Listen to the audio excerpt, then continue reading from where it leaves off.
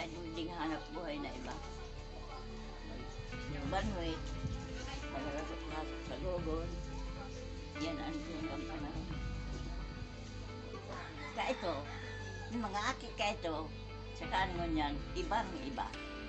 Kaya ito ang mga aking di, sabihan ko na kang mga borhoy, naarong na oras, dahil nang magkon sa tinampo, mag-ulit na sarong. Magkuyan silang mag-alas 6, yung mga akit na sarong.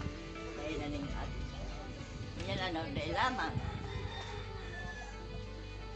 Hindi pa rin itong magsa mga huwin.